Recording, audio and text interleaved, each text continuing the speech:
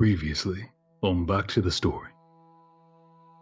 We will call upon the winds of your uncle Nimbasius. Listen for his zephyrs. I am not the only one left in the city to keep an eye on things, and they are keeping an eye on me. As you begin to take a few steps into the snow crunching, you hear behind you, and where do you think you're going? I am for it, and I will still shell out for some fucking oat nut bread. I want sourdough is amazing. I hate sourdough. bread, but sourdough is amazing. Like bread? What? No. It's waste. It's a waste. Waste of carbs.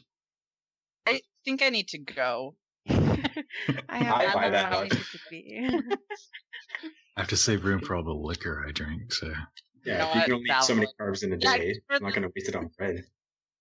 That's exactly. You know what? Fair enough. Are you guys ready to not talk about bread for like 5 minutes? All right, so Jesus Christ. Coming back to the story here, you turn around to see King von Breakspear in kind of dark king regalia, light furred cloak over top. A simple but definitely a crown, leaning on a long scepter that's nearly walking king. And just for fun, he has a loaf of bread under his arm. But is it a sandwich? Is there food in it? Is he sandwiching the bread? There's bread inside the slices of bread, if you think about it. If a whole loaf of bread is just a sandwich. An excellent point. Can we move on? No? Where have you been? And where are you going? Give me 2 seconds to get back in character. As a matter of fact, I was looking for you. Well, you've taken your sweet time about it. Were you off gallivanting and deep-sea fishing or whatever you were doing? I was here doing work for my Queen of Ravens, and what are you doing again? Has not the sky cracked open once more? Weren't you supposed to be stopping that? We're working on it, but... Tuna fishing is not working on it. I kind of tilt my head at him. Well, if you're full of suggestions today, why don't you tell me what you expect me to be doing? Well, let's see. Death came first, with its medallions and manacles, and then a serpent came from the sky bringing pestilence. What comes next? Oh, does no one know the procession of the ancients? My God. First there's the inevitable, and then comes deceit, and next comes righteousness and his scepter with the crown. There's no good literature anymore. Point is, light will be next, I presume. And you should, go protect that. Do you know what we have been doing? No. Why don't you tell me? Let's take a walk. Sure, let's walk. Oh, what's with the lack of feathers, by the way? Well, I'm not the only one. Due to more recent events and the impending doom of everything, many of the lords and my Queen of Ravens has seen fit to leverage resources to put more of their top agents, shall we say, in the field. That's why I'm here. Still limited in time, but here, more than usual. Well, as it so happens, what we've been doing is gathering the resources that we need to stop your queen's enemy. Wonderful. This gladdens me, Ellory. It warms my heart. I think you all have done a great job thus far. The timing could use a little work, if I'm to be honest, but I'm glad your fishing trip was successful, and now you can turn your attention to the problem at hand. As he is saying this, I am kind of rolling my eyes. Rolling my eye. So, what did you expect? For us to go rushing in unprepared to just die and fail at the task that your queen wants?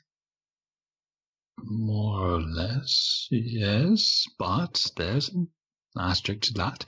When you die, we would be willing to make certain accommodations available to you you otherwise would not have. What I'm saying is speed is of the essence, as you understand. Be that as it may, even with that, we wouldn't have been able to do anything effective to stop what's happening without gathering weapons that would actually make a dent in the problem. Listen, I think we got off on the wrong foot, and I am sincerely sorry for that. You understand there is a bit of pressure. You know, Ebon Mother, Black Star, Queen of Ravens breathing down my neck is quite a motivating factor to get me to get you to do the thing. If you understand. I can only imagine. She is quite a presence. Beautiful and terrifying in equal measure. So, what is it that you need, and what is it that you can do to help us along with that? Well, I believe I've warned you of which is likely to come next. The procession of the ancients, next comes the light. I would like it very much if you could stop that anchor from being destroyed. And I don't want to name any names, Ellory, but there is some rumors and questions of loyalty and what side who is on. I know no one would be so foolish to stand against the Ebon Mother, the matriarch of ravens, the queen, the dread cryptic Black Star. That would be a poor decision indeed. It certainly wouldn't be my first choice. It shouldn't be a choice at all. It would be horrible. And now, I can take a guess as to rumors, really? Is that the word you're going to use for it? Well, I'm being polite, Ellory. Forgive the habits of an old king. Much courtly duties anymore, so I like to pretend. So I think what I'll say is, well, let's pretend then. These rumors, where are you hearing them from? Well, I am not the only raven on this side. There are others who are watching, and my queen is following the strings of fate that eventually lead to your deaths and trying to understand from the tribulations and the vibrations of the strings. I don't exactly understand how it works. The point is, Ellory, what I'm getting at is my queen, but not just my queen, others are getting anxious and ramping up. It is getting stressful on the other side of the gate. It separates us from you, but not us from each other. and people are starting to look from side to side. I'm a reminder to reorient you and keep you on task. I will support you in whatever way I can, though limited, but I am at your humble disposal. How limited are you? Will it cost a fair amount of effort to keep me in this form rather than the other on this side, but I can offer support maybe, or ask the right people. Didn't you say you just were gathering resources? Wasn't all that effort for something? Yes, well, the people that we are opposed to, if we're going to bring them down, we need things like, well, what I went fishing for example. And there are other things that we're searching for. In the meantime, we are trying to find a way to convince our own enemies not to try too hard to work against us. I'm not sure if that makes sense, the way that I said that. No, I've been there myself a time or two back in my heyday as a young man, as, well, you may not quite imagine, but I was young once, a long time ago. But let me leave you with this, a story, Ellory. When I was young, a young king, a few cities to my name, a small nation, a fledgling nation, and we were looking to expand. Conquest were to be had. The banner was growing. And it grew by two ways. The word, I would walk over and bring wine and bread and these lovely sandwiches with potatoes in the middle, and we would have dinner and share things and talk about the great deals that would be had if we worked together. And many would go along with this. It was a good deal. You help me, I help you. But if it didn't work, I had a good friend of mine, my younger brother. And while I was my weapon was the word and speaking and the deals I could offer and information I could leverage, and their weapon was, well, a physical weapon. What I'm saying is that, in my experience, when conversations like these fail, then the blade is the fallback choice. I'd like to continue to have these conversations. I think they're much more productive. I think you would agree with me on this, and I think we can be allies. I hope that we can be allies. Continue to be. Thrive. Solve this problem. Be rewarded in this life and the next. What do you say? I would like to be allies. Though, diplomacy, it may not be the thing that I'm best at. You're right that there is a time for diplomacy and a time when diplomacy fails. At the moment, part of our attempt to slow down our enemies is through diplomacy. I personally don't think it's going to last very long. I don't see that we're going to get much out of trying to negotiate with people who have very different goals from our own. But the others seem to think there's some use in it, and it may buy us some time. If I could offer some passing advice, leave you with it, mull it over, pass the wine, break bread, listen to music, and if it doesn't work, then slit their throats, or have your brother do it, while you take a smoke outside. Either way, problem solved. You know, I think we agree on that point. Good.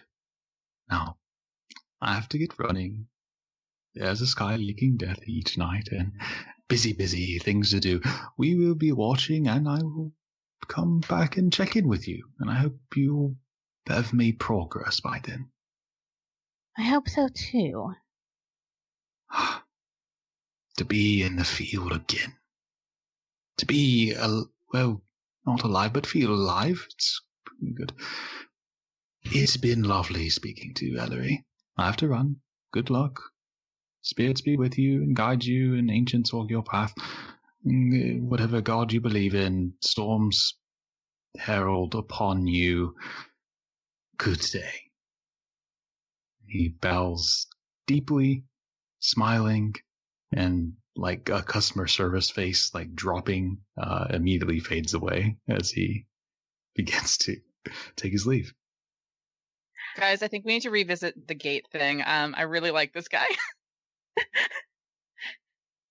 Well, New party goals. glad we all seem to be on the same page now.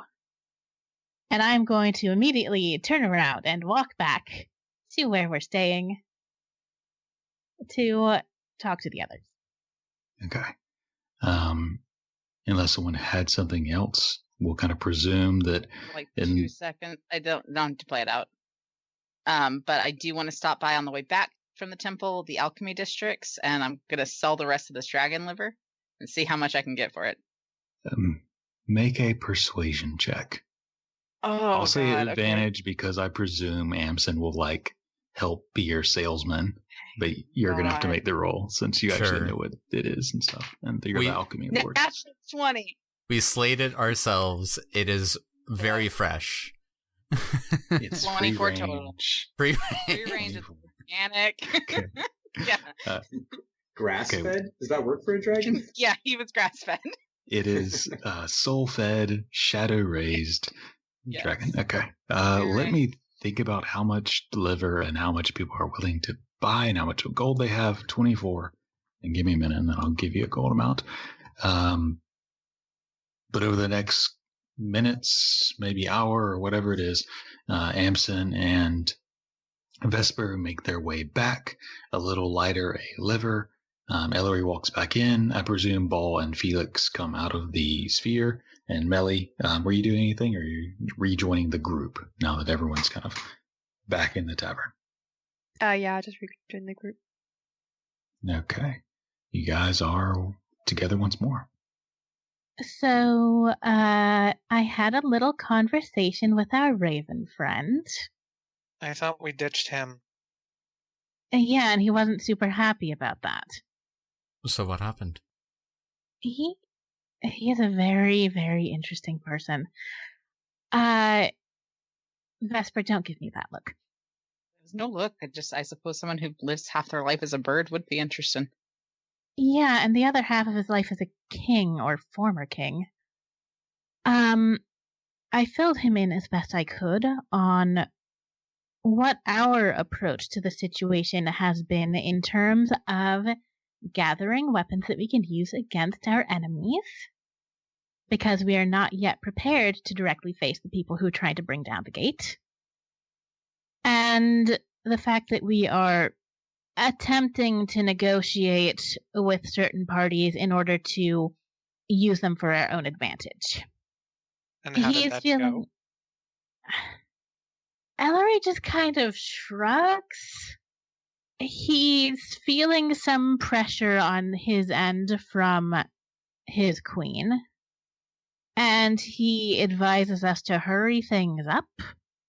He also told me that the next anchor that's going down is the one of light. Apparently there's a specific order. A procession, he called it. Well, it's mildly helpful. Oh, also there are other ravens keeping an eye on us. Oh, that's wonderful. We had a talk with our Umbach friend. I wasn't going to really bring it up, but we are also being watched by the Will. So we just have eyes on us from every direction, don't we? Oh, no pressure or anything. Well, for the sake of things, we should take any particularly sensitive conversations in the orb from now on. Yes, agreed. We are also in a couple of days going to get our stuff back. Bron's arranging a drop. He's been watched too. Actually being helpful? Surprisingly. The Temple of Aiene gave him shelter and a blessing that he needs to stay on this side of the whatever is between Felnor and our world. Speaking of the temple, I set up a sanctuary there, so what that means for us is that if we're ever anywhere else and we can regroup within a close proximity to one another, I can take us back there. It should only fit about the 6 of us, though, so hopefully we don't have guests. Theoretically, we could shove them in the orb until... That's true. But yeah, I can take us back there pretty much instantly. That's useful. Then we won't be either using up too much of the chalk, which we don't have a lot of, or having to spend a week walking back to the city. It should take us right back here. Wherever So. we teleport to. So what are we doing next? Well, as far as I know, the things on the agenda today are talking to Aiene and Athenira. Given we had an invitation from a goddess, I feel like maybe we take that call first. For Athenira, I mean, it really depends on if she or anyone else is even holding the shield right now. I can only communicate if they happen to have it, so it may take a couple tries to get through. I think it would be a good idea to find out what Aiene has to say first. Especially since our raven friend mentioned that there's a lot of tension on the other side of the gate right now. I gather that the gods are gearing up for resuming whatever conflicts they want to hash out with each other. Well, considering there's a god-killing army of undead rising, I assume they're pretty focused on themselves right now. Well, is the chalk our best means of getting to wherever Aiene resides? As far as I'm aware, yes. All right, well, you're not meeting your goddess looking like that. What's wrong with how she looks? Yes, Felix, what's wrong with how I look? Well, your clothes are torn, tattered. They smell rather intensely considering you dove inside a dragon with your armor yesterday. So, I mean, please, if you would not like an upgrade, you are more than welcome to go covered in filth. I changed my clothes, but fine. I've taken the liberty of putting our conquest last night to good use. And I will grab a bundle. You'll want to change into this. And I will unfurl a similar jacket to what Vesper currently wears, a long black duster with a heavy lapel. It is thick and rigid at the top, the chest piece, providing a little bit more armor than she currently has on. At the waist, it switches to a softer leather, maybe that of the wings, to give it a bit more flow. At the base of the jacket, there is a charcoal gray lace that has embroidered the silhouettes of smoke rising up. The back has a symbol of Aiene with the lion head done in the same charcoal gray embroidery so that it can't really be seen until up close. The head has 6 wings. The bottom 4 are purely embroidery, where the top 2 actually come off and are molded into the shoulder pauldrons and sticking off a little bit like wings out of the black leather. Underneath is a sleeveless leather jerkin that ties to the side in a quilted pattern so that all of the little diamonds are studded with polished dragon bone. And the pants are a little less form-fitting. They're bulkier so that the various number of daggers Vesper likes to keep hidden can be kept along. I sort of envision them a little bit like Kim Possible pants. And there is that same sort of coal gray scrawling on the side. I think these suit someone of your station a little bit better. I think Vesper is quiet for a moment while she examines them. Thank you. Thank you, Felix. Yes, well, must put our best foot forward. I will go upstairs, then I'll be back down in just a moment. You know, Felix, you have your moments. He won't even really respond to that. I'll just let it go. And Vesper will come back down in the new armor, with her holy symbol displayed. I think she's brushed her hair out. I think at this point it's probably a little past shoulder length, and she's actually just going to wear it down. And probably nab just a touch of makeup from whatever performer's kit Amsen has, and just kind of has a little around her eyes and on her lips. And how do I look now? Amsen double thumbs up. Wow. It fits perfectly. Thank you, Felix. Are you surprised that I'm good at what I do by now still? No. Just grateful. Well, let's survive the day, and then you can thank me. Okay. To Aiene. Who has the chalk again? That Ellory. Oh, I think Vesper? I had it last. And I will pull out the chalk and hand it over to Vesper. Do you know where we're going? I'm sure. Yes. Yeah. Are you sure all of us are welcome there? Yes. You're with me. That's why you wouldn't be. I asked for passage for all this.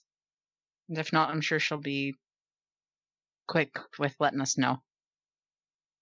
Or forgiving? She's begun the whole forgiveness thing, right? Exactly. What's that saying? Better to ask forgiveness than permission. Mm-hmm. Lysander didn't like it when I was taught that one. And I guess we'll go somewhere where we can cast this, right? And I will We're gonna put more chalk on the on surfaces of the room. Yep. And I will touch my holy symbol, and I will focus on the feeling of that magic that flows through me when I cast. The ears ringing in the silence of the altar where we were earlier today, where I cast the sanctuary, and just that feeling of peace that I used to know better than I do now. And I will draw that on the wall, or draw the circle on the wall. Okay. Roll a D100. Oh, goodness.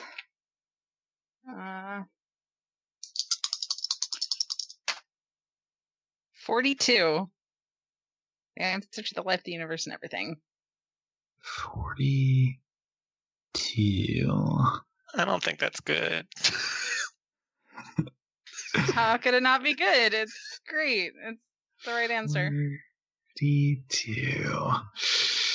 Okay. Holy shit. Alright. Let's figure this out. Okay. So you all gather in the room, squeezing in. It's very tight, especially with the large ball, but just with the number of you squeezed into this room is a lot of people. Some of you probably have to kind of sit on the bed or stand on it just to make enough room. You carve the circle. You can smell salt. You can hear gentle waves and wind. And other than that, it's quiet. And you jump through. One by one. The light is bright. That champagne silver gold. And as it fades, you look around and you're standing on ground. There are twisted trees, the boughs of which kind of rise up and then tunnel serpentine into the ground. Not sure if they're roots or branches. Thorns grow among them. The stones of the path that you find yourself on are covered in this strange moss, deep and violet and purple. You see carvings in some of the stones you stand upon, old and ancient and rubbled. And it's quiet for a moment. And then you hear all at once a flood of cries for help, and crying and tears and pain and desperation. All of you need to make Constitution saving throws. I'm going to use my DM inspiration for this one, just because now seems like a good time to do that.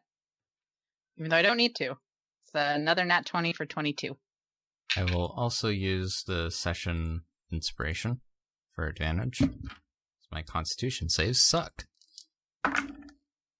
21 for Ball. 16 for Ellory. 18 for Melly. 18 twins. Hey. And Felix? I have That's this muted. probably in the I rolled chat. a 17, but I'm using a flash of genius to get a 22. Okay. All of you are suddenly hit with this at once. It hits you like a physical wave. It blurs your vision with the noise. And it's not just a audible burden of sound. It is the burden of all of these individual cries for help and pleading and begging and desperation. And you feel it. You feel that emotion. And all of you kind of hit your knees as it wrecks you. Ball and Felix and Vesper, you're able to kind of lift your head enough against this burden and kind of look around and try to understand what's going on as the rest have their heads bowed. This place is heavy with burden. And Vesper with a natural 20 as well. You look up to see a figure down the path. You see broken columns on either side kind of leading the way, some fallen into the forest, being overtaken by this dark land. A figure dark with yellow eyes, long hair, wearing simple gray linen kind of draping clothing, almost toga-like, just simple, who looks upon you all. She wears a hood that shadows her face, and she holds her hands behind her back. And as she turns away from you to step behind trees, Vesper, you see she holds a dagger in the small of her back before she steps beyond. The rest of you are essentially stunned by this burden, unable to move. Ball, Vesper, and Felix, you're able to move, but at significant cost. It feels like those emotions are weighing on you. I would like to at least reach up for the holy symbol and try and cast calm emotions. Make a wisdom check. Okay, that's not bad. That's a 23. To please continue. But you reach out for this prayer and try to find something to hang on to. You feel this sense of not quite safety, but of home, maybe, in this holy symbol you've held for so long. And it keeps you calm. It's still there. The burden's still there. But you're able to manage it a little bit. Stand up a little straighter, but still threatens to topple you over. And does it affect my friends? It's a 20-foot radius. Everyone go ahead and make a wisdom save. The spell itself is charisma, but you can also willingly fail.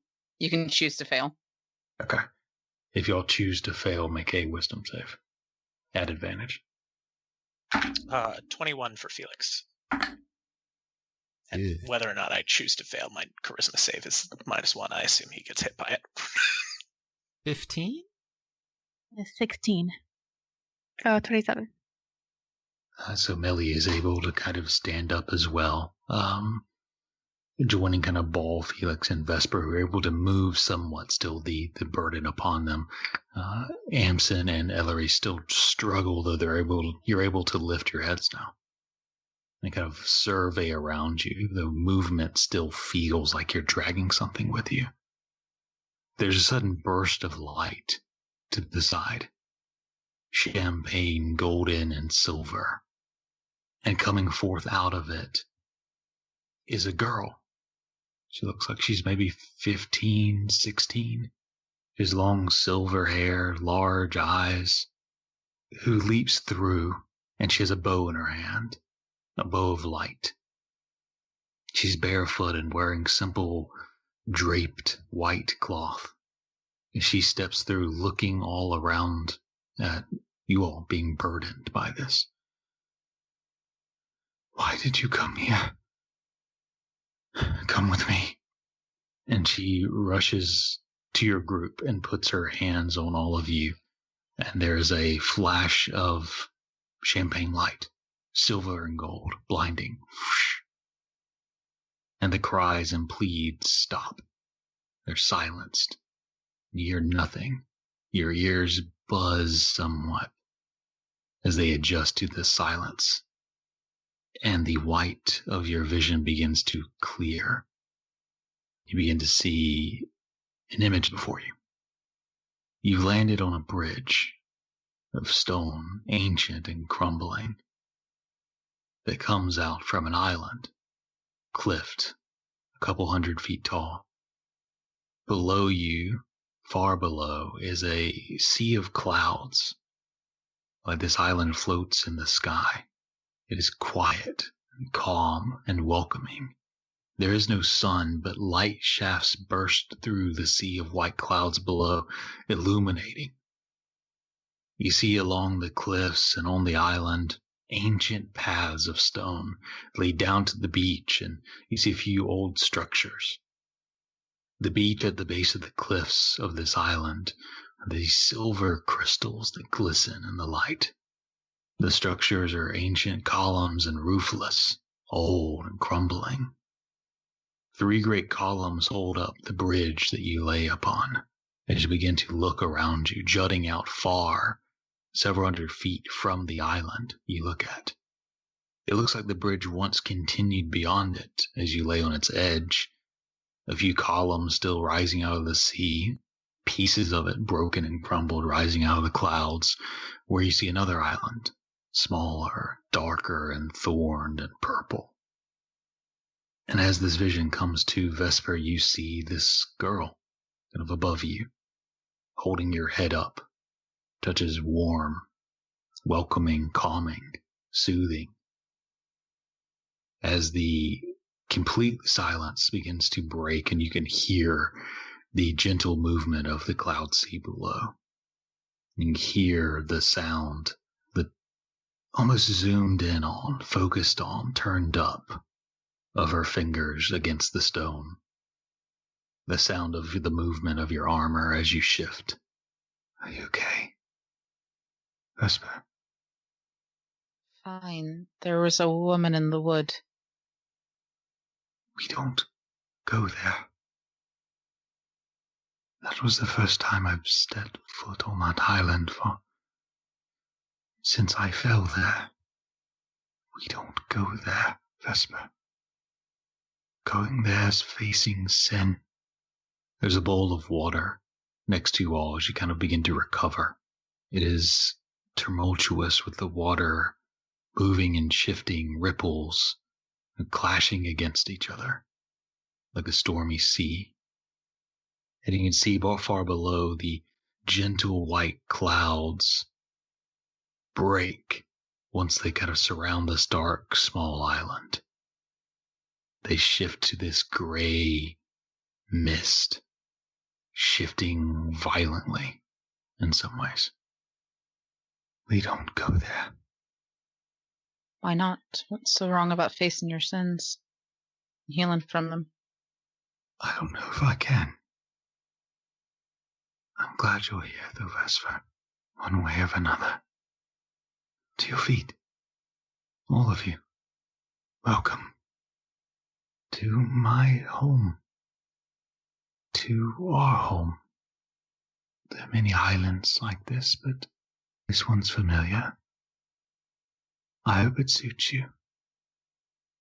This one is for me.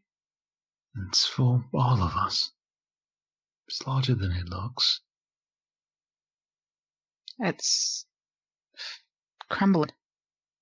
Time tends to do that.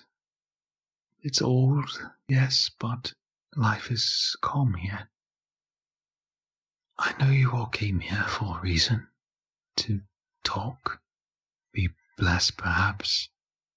Why don't I show you the island. We can talk. We've had troubling days, and I expect many more. Perhaps this can be a respite for you, for a short time.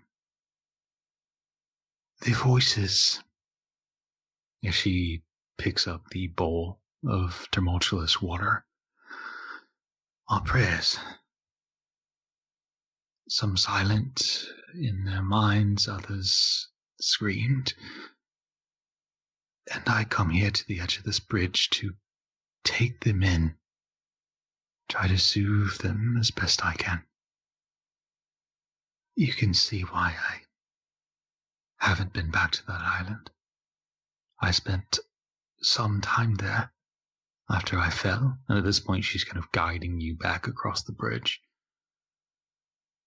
It wasn't like it is now.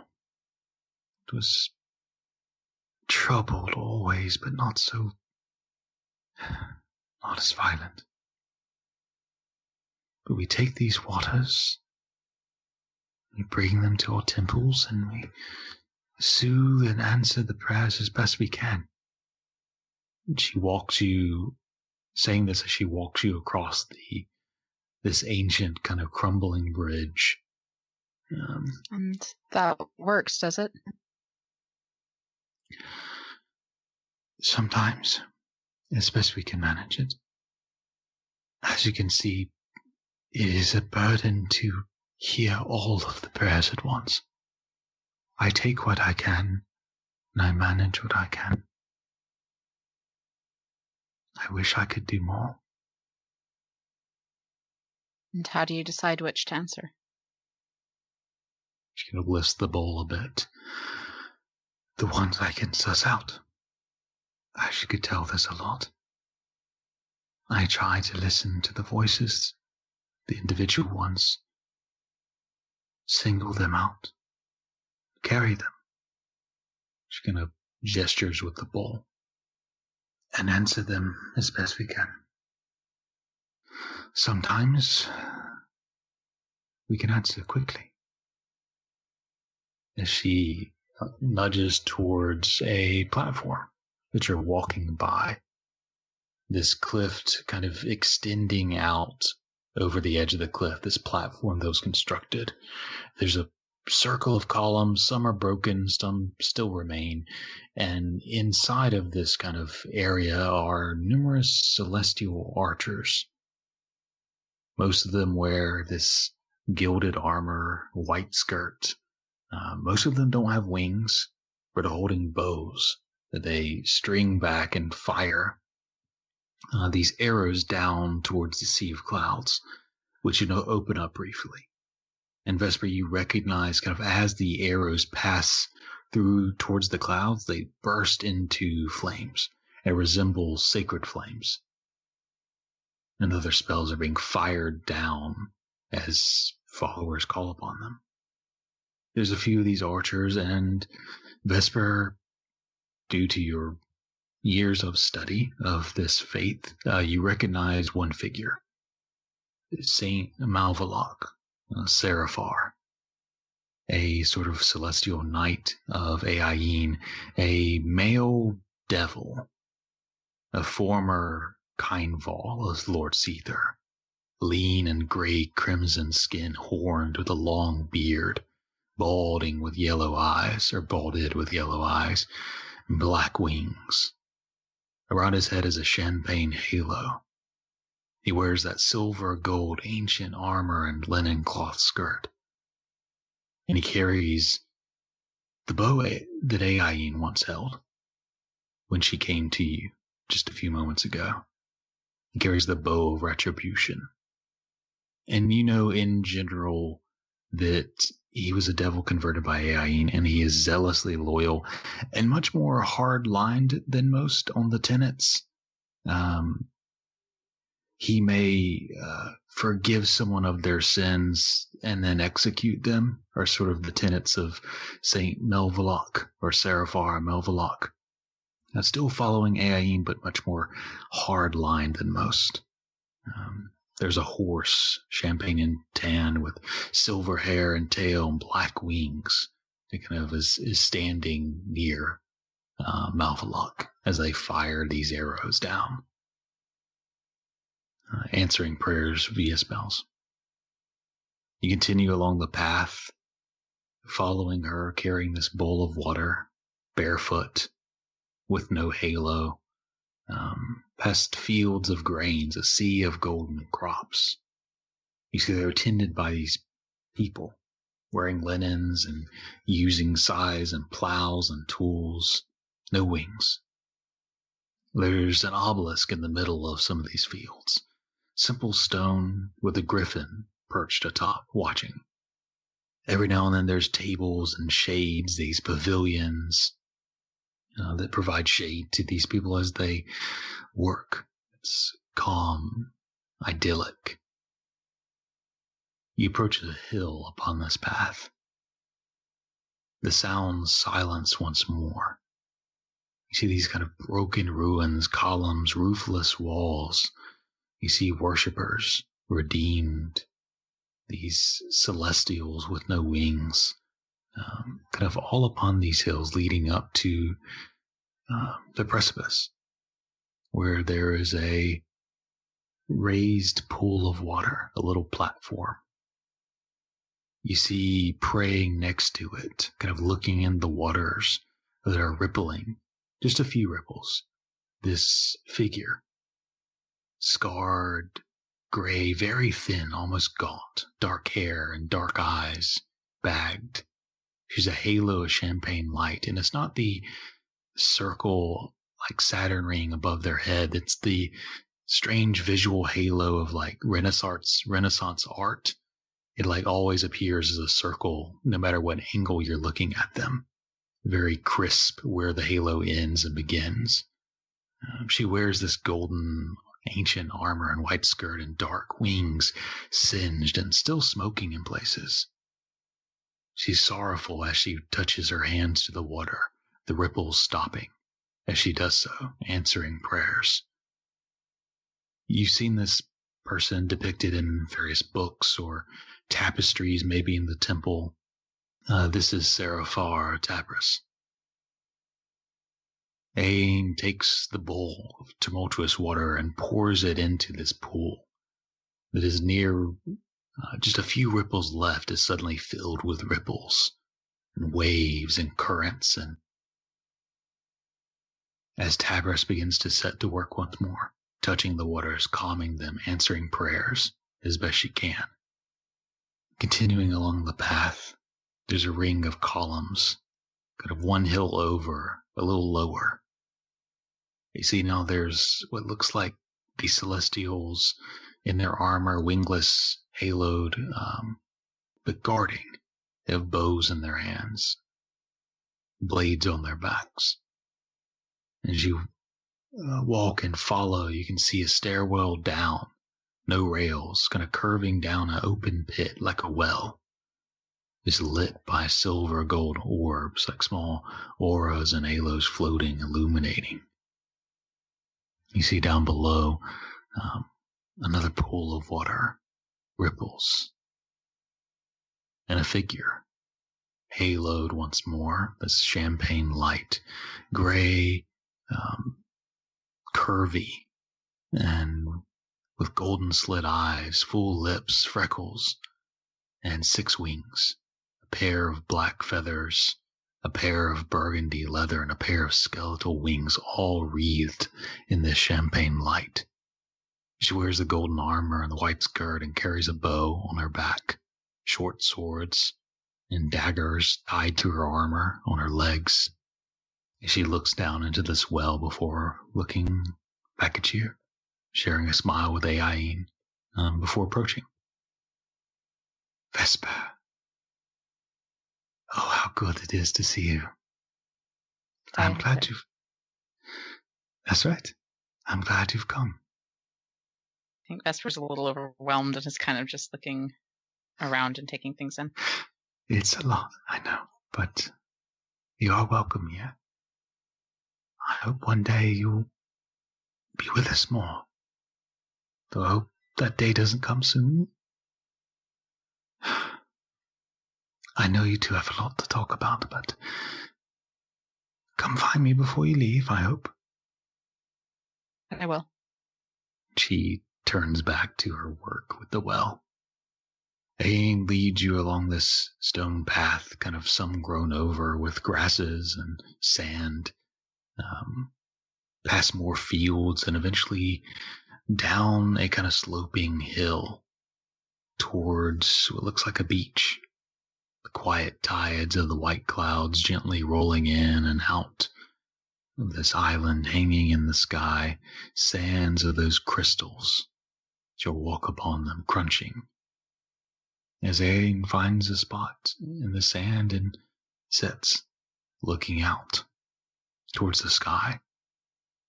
You can see in the distance, far and like specks, other islands perhaps, other land masses. Several kind of in the vicinity that you look. And then that one dark isle, small and sinking to the peripheral to your right. If you've come here for respite, you'll have it. You need not ask for it.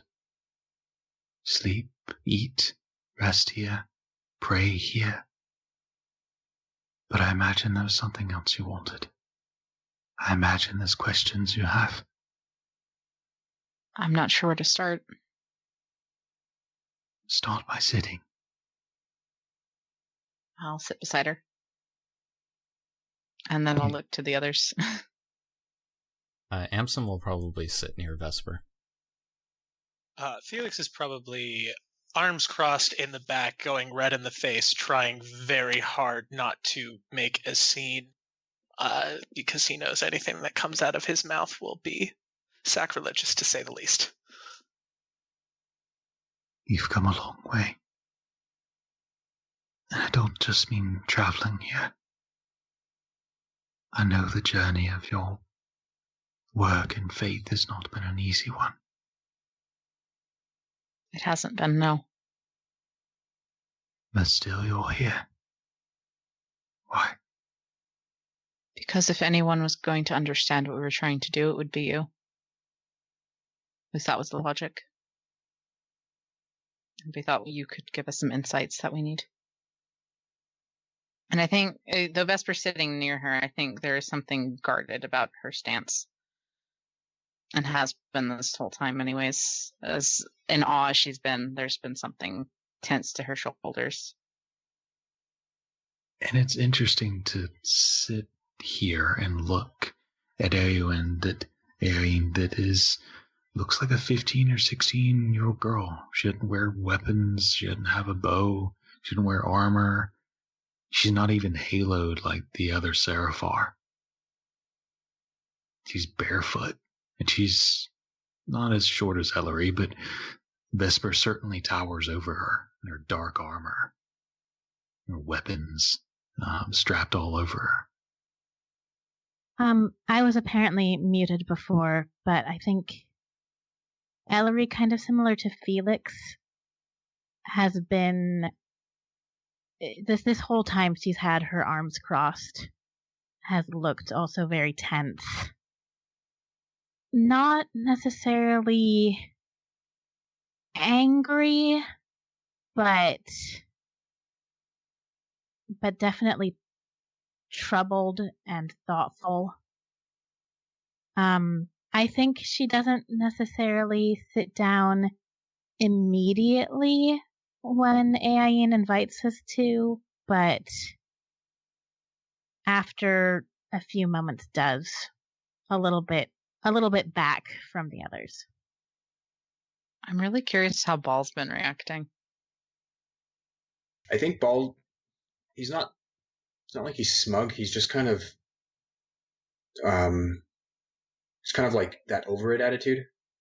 So he's over it with Aiene. So he's just kind of, he's not as invested in the situation and just kind of can't be bothered. I don't know if does that kind of make sense? So he's compliant, but the way that everyone else is showing some kind of intense emotion one way or the other, Balls is just kind of like, whatever. He's got something better. Would it always have been so easy to contact you? Such a small spell. I try to listen to those who call to me. Repeatedly. I heard your voice on more than one occasion. Tabris and Dietha and the other Seraphar sent divine energy for you to utilize. I tried to speak, though you never seemed to hear me. Not once. There were others until I lost you. You never lost me, Vesper. I don't know why, but our connection has been tenuous. Most of the followers and the fallen, redeemed, I can make their voices out.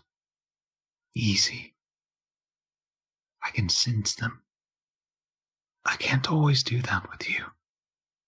I thought you had left. I thought you had decided to pursue other means, but I'm sorry for not being able to reach you. I don't know why it's changed now. Do I believe her? You can make an insight check. 19.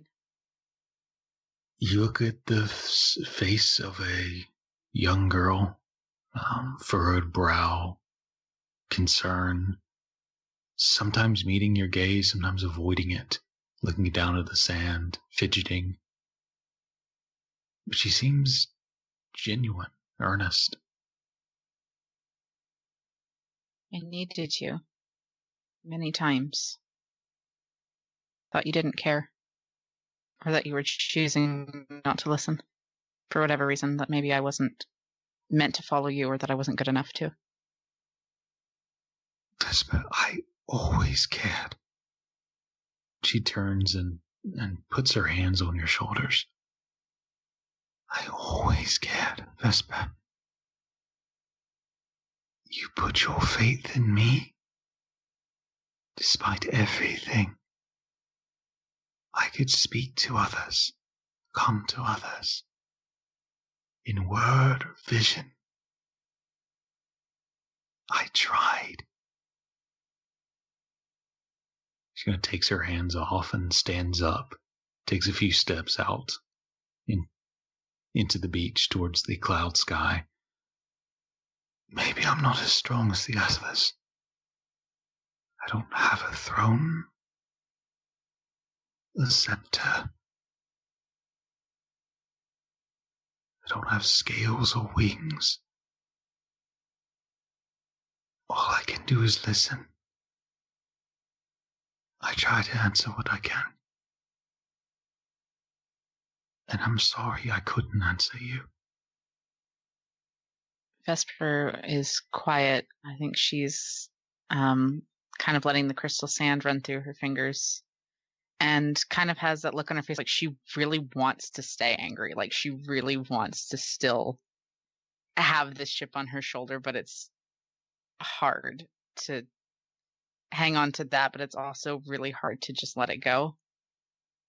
And so she's kind of in this interim between that bitterness and forgiveness and isn't sure which way she wants to turn yet. Can Amsen detect this internal struggle in Vesper? I don't know. I have an 8 charisma and you have a terrible wisdom, but can you? That's why I'm asking. Because you can't hide it and I can't see it. I don't think Vesper's trying to hide it, so if you think Amsen, he knows her well enough. Okay. Amsen would probably just put his hand on Vesper's back and just look at her. We had questions about the gate and the war, and of course, she walks back and sits back down, this time back to the cloud sky, facing you and who sit around you. What do you want to know? He's gonna hate me for it, but Vesper looks to Felix. Okay, is the Kumbaya time done? Can I get to business? Forgive me, Your Eminence, or whatever I'm supposed to be calling you. But we don't have a lot of time. As you, I don't know, may have noticed, the gate you and your friends put up is falling apart. We have no way to fix it. And the people that are going to do it are inadvertently causing the end of existence as we know it. And quite frankly, it seems to have fallen onto the lap of those of us here. So, my big question is, can you do anything to help? And if not, can you point us in the direction of someone or something that could? Depends what the help is, yes. I can't cross the gate, but the Seraphar can, for a time. They can protect places for a time, hide things away, heal. From what I can tell, and we didn't realize this at the time, but the moment the gate was finished, its fate to be ripped down was sealed. And maybe that isn't now. Maybe it can be salvaged. This is the closest it's gotten that I've ever seen. The others are talking as well. What to do? Most powerful beings in the universe, and even they can't decide what to fucking do. Yes. Valasor and Akashon want it sustained. Warthras supported this initially, but is changing his mind, as he is wont to do. You can imagine what Seether and Kotaron want. So what you're saying is, it's just as indecisive and, well, doomed up here as it is down there. In so many words, maybe, yes. I think it can be salvaged. I think the people who want to tear it down can be stopped. But you said yourself, its fate was sealed when you made it. And whether or not you want it to break, if you understand that it is an inevitability, why are you prolonging the suffering of everything down there and risking the end of everything? Because the suffering of its destruction would be great. Many would die. All painfully. will die in an instant. Which is why it needs to be protected as long as it can. We need to end the cycle of the Harbingers, though. And the only way to do that is to unite Black Star and Narasine when the gate falls. Because Narasine is the one trying to end the Annulus, and she will try again and again and again with people less prepared than we are. I've heard this before. Do you know who suggested this to Valasol and Warthrath, Akashon, myself? Seether. Maybe it is the only way to break the cycle, but at what risk? Gamble everything on a moment, as your friend said. What would you have us do then? Shuffle our feet and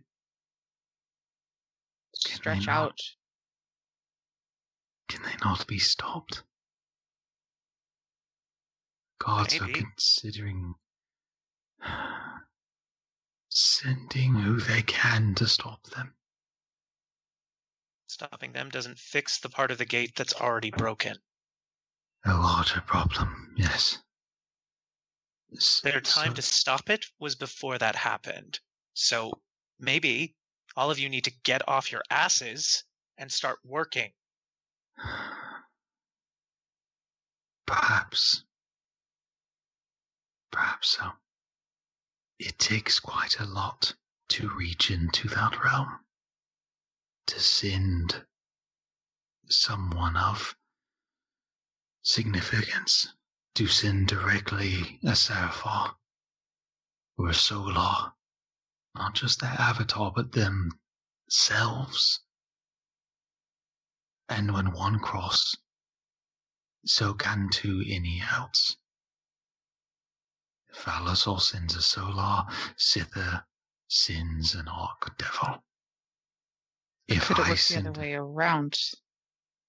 If you send a Seraphar, could we bring something through ourselves?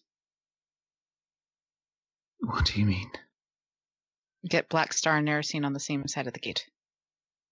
Get our foot in the door that you open. I don't understand. What do you mean? Black Star and Nerisine is the paradox. Their separation is what's threatening the Annulus, or when they come together. But it's also the only way to defeat them. Would getting them onto the same side of the gate and enabling some kind of merger stop the paradox without destroying the gate? Perhaps. This is a realm of Severa. She designed this, but even she did not see fully the consequences of those star druids. And even if that was the case, sending a Seraphar does not mean the Raven Queen can come, or that she can send one of our high champions. What if we could bring Nerisine to her? Possible? How? Well, an ancient Titan taught me how to make some shackles that prevent any kind of teleportation. I could at the very least bind her. Getting her here is... well, I'm hoping you or one of your little buddies will have an answer to that. So you want to find Nerisine, shackle her, and bring her to the Queen of Ravens? Yeah. The alternative is shattering your gate, which you seem very hesitant to allow us. It could work, maybe. The Harbingers and Queen Nerisine, Blackstar were not planned intentions of the gate. They were an accidental byproduct. Would bringing them on the same side of the gate merge them back together? Maybe. Would it not? Can they be brought to the same side of the gate with the gate still intact? Does their paradox prevent it, like their paradox prevents them from being killed? Maybe, maybe not. If you think it possible, we could try. We get one chance at this. If we fail, Black Star will know what we tried to do. She is not an enemy I'd want to be in conflict with. We know for certain that tearing the gate down will end this. And yes, it will cause destruction. But it will also save existence. And there will be room for more life. Some have argued that. And maybe it's true. If it came down, and the Seraphars protect pockets of life, they might succeed. I imagine Valasor and Akashan would do similar. But what would Carteran do? Or Seether? Would they strike when our attention is focused on protection? Will they fight? What happens when they fight above the continents? As it split, it's become sundered. You're right in that it is a way to break the cycle. The worry is how much is risked. It all comes down to that. Yes, and every time we bring it up, someone waves that argument, and yet none of you seem to be able to provide an alternate solution. So give me one, and I will happily stop yelling and get to it. But until then, either give me something to do, or we will do it on our own. I wish it weren't like this. We all do, but it is. But it is. We're all hoping conflict can be avoided. And I think we all know it can be. That we are staving off, hoping to find another solution, rather than that one. The other thought Severa has posed, did the heavens be split? Prior to, did the gods open their heavens and bring their people to them? And when the gate falls, their people will not have to be protected, for they'll already be in their heavens.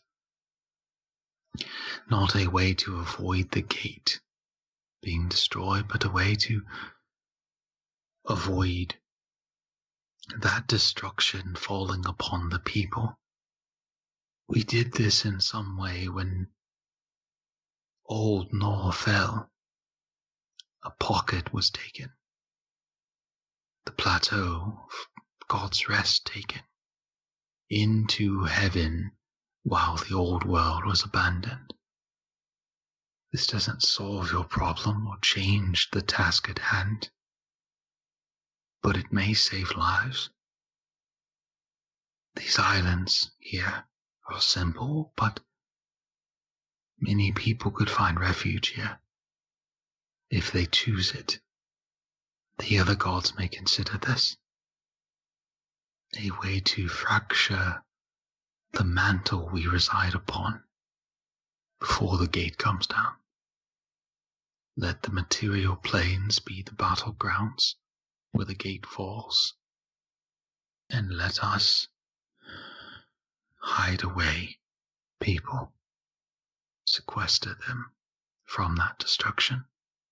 It could be another way. If Narcine and Blackstar merge together, and you seek to end that paradox, all of heaven will be watching. When the gates fall, everything will descend. The Solars and Valasor will rush. The Seraphar and I will fly on wings. Wolthrath, Cotteron, Seether, they will all rush to that moment. The moment the gate falls, we can help you. If we can get to you, there will be others who seek to stop us, to slow us down. But if you do fight death, perhaps I can offer some ward from her.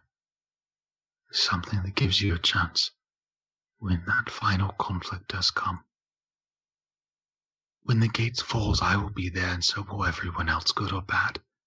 I can't be with you now, and I can't be with you in the moments leading to it, but I can give you something. I could pass to you a bone of life, healing, that might give you a chance. And she looks to Felix momentarily. I know this may not be your solution you look for, but I hope it's enough. Look, my mission is to make sure the world doesn't end. And if that means most of the peoples have to retreat to your guarded sanctuary planes, then me and the rest of the heathens down on the material plane will figure out what to do with ourselves in your battleground. We survived you warring before. My people learned how. Maybe we'll figure out how to protect the ones that you won't. We gave up a lot to make this gate. We thought it a good idea. It is not that we want, but that we can't. I know that is disappointing to hear. But ultimately not surprising. I shouldn't have come. Or spoken. It's fine. Perhaps you could create your own protective plane and protect thousands of people. If I were a god, at least I'd be trying. It seems I have work to do. Take your rest here. Pray, heal, prepare. Do what you need to. This place is safe for now. I will make preparations. I am sorry I couldn't be more.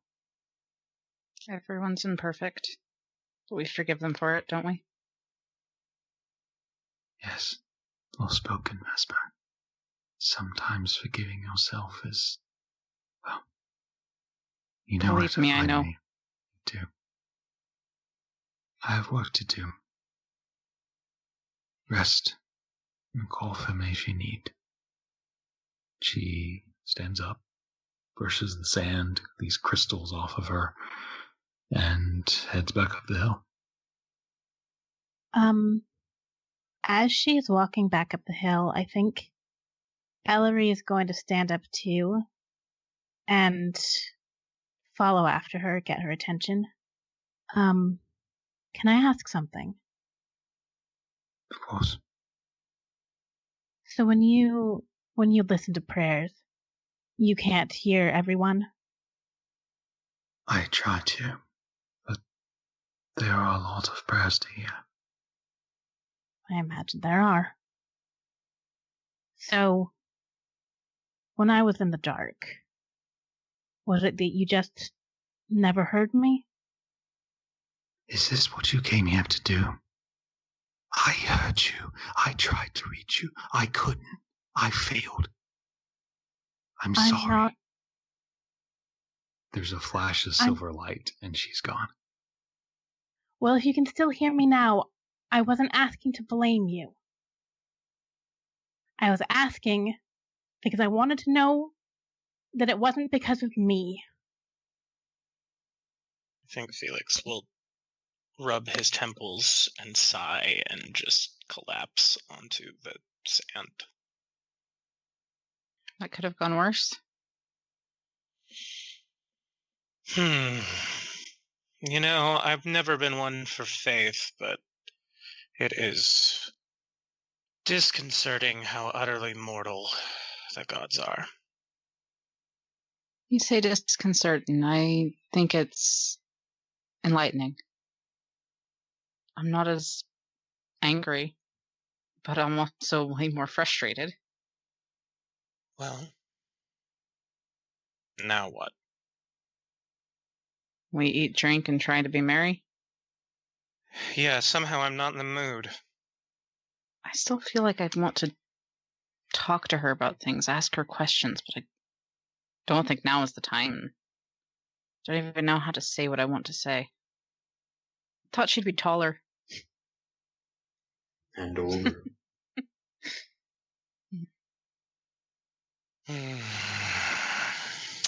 Maybe I was harsh. You always are. Yes, well, I assumed a god would be able to take it.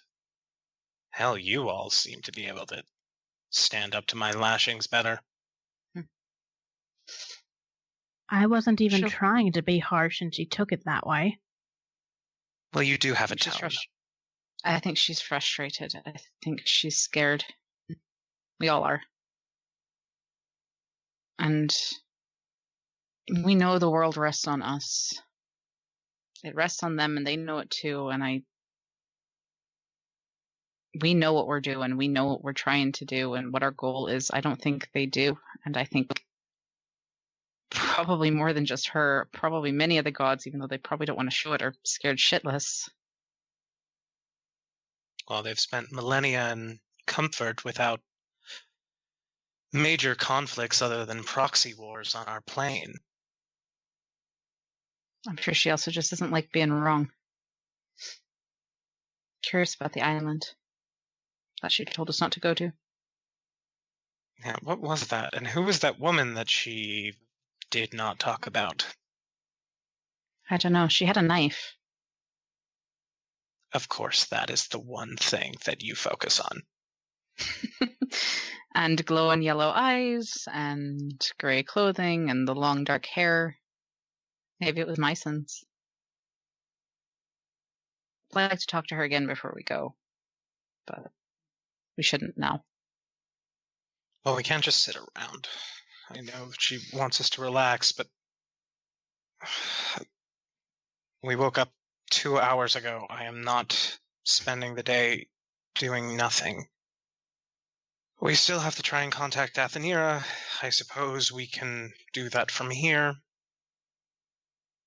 Maybe we'll find something useful on these islands. Well, I'm going to take a walk. Do you want to come with Felix and we can talk to Athenira along the way? Or would you rather stay here? You look so comfortable. Sure, we can give it a shot. Be careful what you say to them. You really suck at lying, so don't make any promises that you know you're not going to be able to keep. In fairness, Aiene or Nor is helping me out with that a little bit today, but I understand. I'll hang around for this little discussion, and then I think I'll go clear my head. Okay. Well, I will just kind of, as Vesper and I are walking along, telepathically probe out to see if anyone is even holding the shield right now, and ask, is this a good time to talk to someone in charge? Does that work across planes? Yes, it does. Okay. There is a response, but I'm trying to remember what the voice sounds like, so give me just a second. I'm still not sure if this is the right voice, but I'm just going to go with it. Well, if you'd like me to be in charge, I can be. And Felix will out loud say, fuck. And through the connection, when you sound familiar, I believe we met. Oh, how could I forget? Well, I had hoped to talk to the Empress, maybe come to some kind of accord. She's around in the palace, making preparations. Is there a message I could bring to her, or something else I can do for you? Well, as we stated earlier, I believe we have similar goals. Did you save a scale for me? I'm afraid I still have a project with the skills I have, and I wouldn't save anything for you. Oh. We'll work on that. Back to business, you said? Don't worry. I'm sure you'll see the scales again. Delightfully intriguing. Yes, to business. I had hoped to have a talk with the one who gives you orders. So, be a peach and go fetch her. Would you like to come here instead? Speak to her directly, face to face? You know, my friends have been there, and I'm going to pass. No, you haven't seen this city, though. I could show you around. It has its charm. As intriguing as that is, I'm not in the mood for a date right now. I'm in the mood for business. So please, why don't you get someone who actually matters? No, I can tell you're a bit grumpy. We'll talk later. Yeah, I had a rough morning. I'm just looking. Oh, nope, he is talking. I'll get the shield to her later this afternoon. I could send a message directly if you have something on your mind. Tell her I would like to talk. I assume she had something Hex needed to do. If our goals are aligned, perhaps me and my friends could sub in for him, considering he is, well, indisposed. And bravo, it's such a good performance.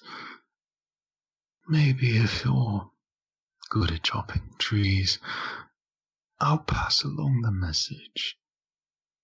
I'm sure she'll want something more concrete if you're going to ally with her.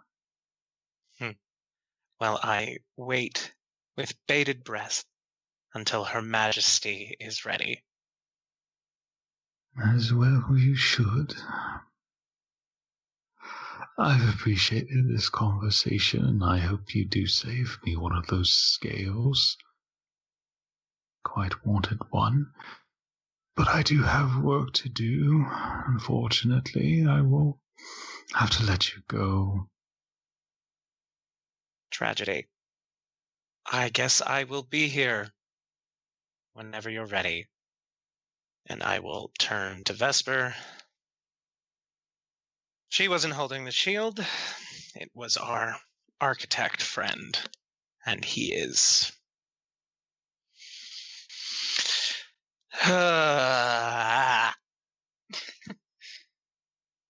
Yeah. Something in the water, I think. There was a gentleman back at Nymanet. Never mind. Felix will raise an eyebrow, but not press it. So, we just wait? I mean, we're on a Empress's time. I assume we were always going to, but...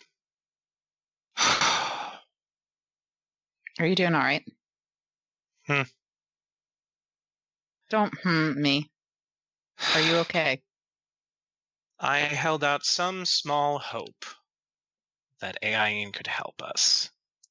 And yet I was met with the realization that I've been right all along, that the gods are just like us, only with a bigger stick. Amen. And you? They say don't meet your heroes.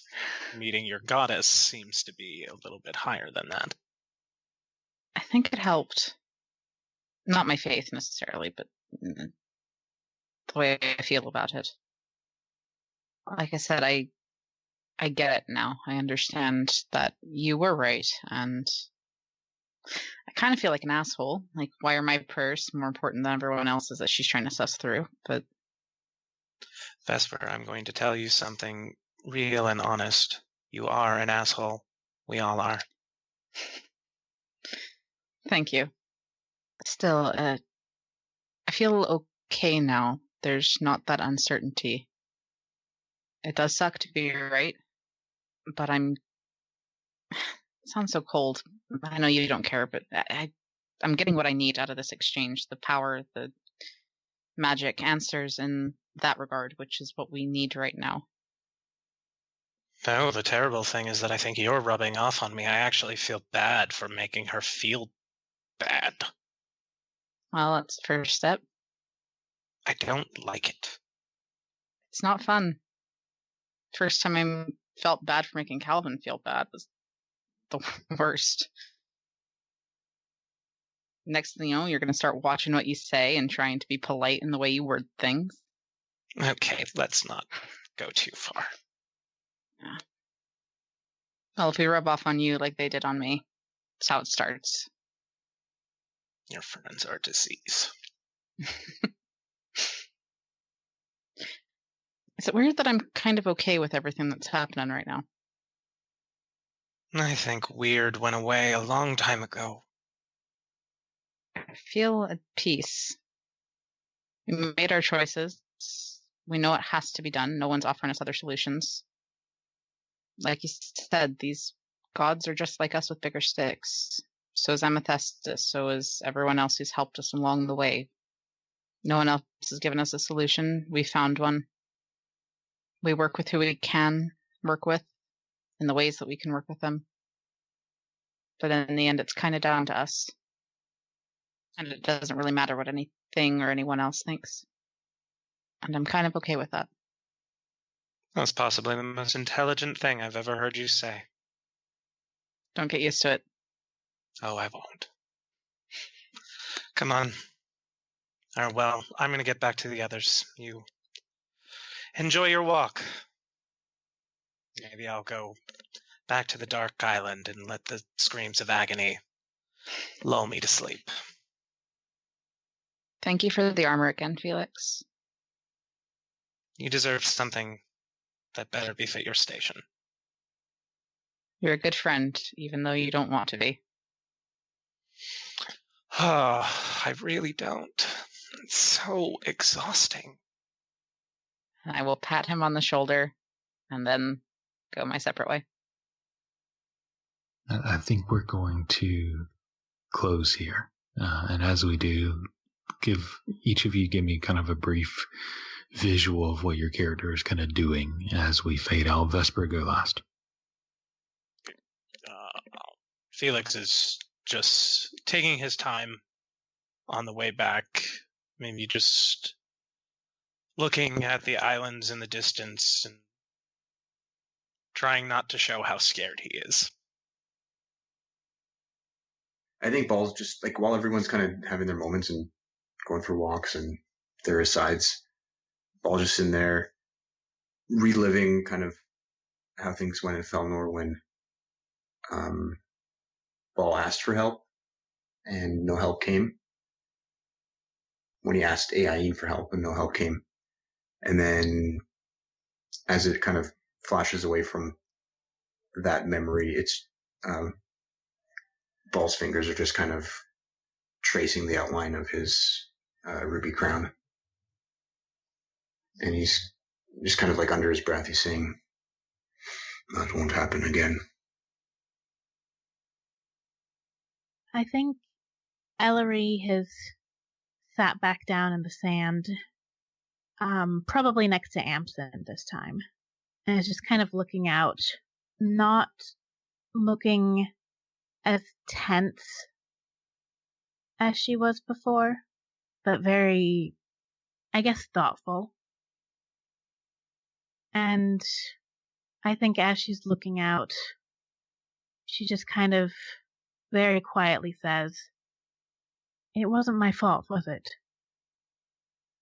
Loud enough for Amsen to hear? Probably. She's not really saying it to him, but probably loud enough for him to hear. Amsen will probably say, "There's nothing wrong with you, Ellory. Anyone who thinks otherwise is ignorant." Well, Felix does point out to me often enough how ignorant I am. Maybe we all are, in our own ways.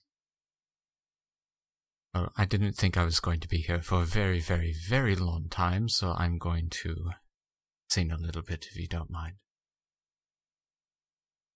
That sounds nice. And Amsen will get out his loot. I don't know where he stores it these days, but he'll get out his loot that he's had since the beginning of the campaign. And and he'll pluck on the strings a little bit, and he will sing the hymns of Aiene that he learned many, many years ago. Seems like a seems like fitting songs for a fitting place. We'll say Katie opens up her spell book and begins reading through it, writing notes in the margins, studying on the beach. What's that? Who? I said whomst? Whomst Melly? does this? Melly? Okay. Did I say another name? I said Katie. Whoops. They're the same person. Yeah. My bad. So that's what Melly's doing. Vesper? Vesper will watch Felix walk back a little bit, and then as she's walking, she thinks of the saints that she passed by, and it's a little surreal, all of this suddenly being real and present and not just conceptual and pictures and books. I don't think she's angry or bitter anymore, but I think there's this sort of like she was saying to Felix, an acceptance that, like, yes, they're kind of just us with a bigger stick, and I need that stick for now. And I understand where she's coming from, and I still believe in the tenets that I've learned. And for now, this is a comfortable place to be and to walk, because it's given me what I need. But how many of those steps then were mine that I took? And when this is all over, will this be the path that I stay on? And I think of the worshippers on the hills and the people in the fields, and how very long forever is. And ponder, is this what I will want forever when I pass? Or is there maybe something different out there that might call to me after this is all done? And she'll just let those thoughts and questions kind of float through her head, knowing that none of them demand an immediate answer for once. That for now, she's where she needs to be and doing what she has to do. And that one day, she'll have to ask herself those questions again, but not right now. As you all walk or sit and think, and Vesper, you wonder, both your mind and steps lead you to a path somewhat secluded. There's fields behind you, but a ways away from the structures you passed. You see some of the islands in the distance, and that sinking dark island across the way. Thinking about your faith and what it is to you now, and the path you're on, and what lies ahead. And standing on the path, you look across the waters of white clouds gently rolling to the island, where you see a figure looking back at you. Hooded, hands clasped behind her back. I'll move closer. A few more steps down the path, and you can see across this sea of clouds, you see this figure looks up a bit to reveal more of herself under this cloak. Half of her is skin of gold, half is dark, purplish gray. She looks with wide, yellow eyes, stark. The mist around that island rolls in and around her, but her face remains clear as she looks out at you. Can I speak to her from this distance, or is she too far away? It's pretty far. It's a couple 100 feet. So maybe more to herself than Vesper will just kind of say, "Who are you?" Figure doesn't shift or open her mouth. She continues to look at you. And you hear words. I am you. And that's where we'll leave off this session. We'll come back next week. Thanks for listening to this episode of Back to the Story. If you liked what you heard, give us a subscription. We're available on SoundCloud, Spotify, iTunes, Google Play, YouTube, and more. If you'd like to contact us, you can tweet us at back2_the story. And if you can't fit it into 280 characters, you can always email us at thebonfirefables@gmail.com. For behind-the-scenes sneak peeks, memes, updates, and more, follow us on either Twitter or on our Tumblr, back-to-the-story.tumblr.com. Lastly, if you're in a generous mood, feel free to buy us a coffee at ko-fi.com/backtothestory. We'll see you next time in Norathil.